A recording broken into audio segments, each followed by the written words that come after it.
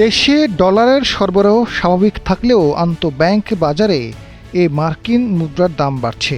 গত এক সপ্তাহে প্রতি ডলারের দাম ৭৫ পয়সা বেড়ে সপ্তাহের শুরুতে ১২৩ টাকা ৬০ পয়সা উঠেছে। প্রায় ৩.৫ মাসের ব্যবধানে ডলারের দর বেড়েছে ১ টাকা ৩০ পয়সা। একই সময় বিদেশি এক্সচেঞ্জ হাউস থেকে ব্যাংকগুলো সর্বোচ্চ ১২৩ টাকা ৮৫ পয়সা দরে ডলার কিনেছে। সংশ্লিষ্টরা বলছেন, জ্বালানি আমদানি সহ কয়েকটি বড় বৈদেশিক পরিশোধন, আমদানি ব্যয় বৃদ্ধি ও রপ্তানি আয়ে কিছুটা দুর্বলতার কারণে বাজারে চাপ তৈরি হয়েছে। পাশাপাশি আন্তর্জাতিক মুদ্রা তহবিলের সঙ্গে নতুন ঋণ কর্মসূচি নিয়ে আলোচনা চলায় বাংলাদেশ ব্যাংক বিনিময় হার নির্ধারণে সরাসরি হস্তক্ষেপ করছে না। তবে ডলারের দামের সাম্প্রতিক ঊর্ধ্বগতির পেছনে অন্য কোনো কারণ রয়েছে কিনা তা খতিয়ে দেখতে মাঠে নামছে কেন্দ্রীয় ব্যাংক। ডলারের বড় লেনদেনকারী কয়েকটি ব্যাংকে বিশেষ তদারকি চালানো হবে।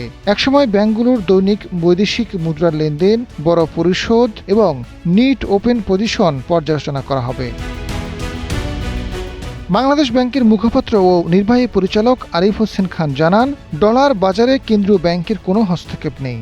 ব্যাংকগুলোর নিজেদের মধ্যে লেনদেন করছে, তবে কোনো ধরনের অনিয়ম বা অস্বাভাবিক পাওয়া গেলে প্রয়োজনীয় ব্যবস্থা নেওয়া হবে। বড় কিছু বৈদেশিক পরিশোধের কারণে সাময়িক চাপ তৈরি হলেও পরিস্থিতি স্বাভাবিক হবে বলে তিনি আশা প্রকাশ করেন।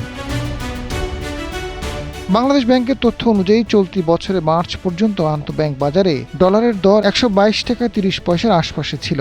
জুনের শেষ দিক থেকে ধীরে ধীরে দাম বাড়তে শুরু করে এবং বর্তমানে তা ১২৩ টাকা ৬০ পয়সায় পৌঁছেছে। এদিকে ১২ থেকে ১৬ জুলাই ঢাকা সফর করা আইএমএফের প্রতিনিধি দল সরকারের সঙ্গে নতুন ঋণ কর্মসূচি নিয়ে আলোচনা করেছে। বৈদেশিক বাজার ভিত্তিক বিনিয়োগ হার, ব্যাংক খাতের সংস্কার, রাজস্ব আয় বৃদ্ধি ও ভর্তুকি যৌক্তিক করার মতো বিষয় গুরুত্ব পায়। আজাদ ফারুক, সময়ের আলো।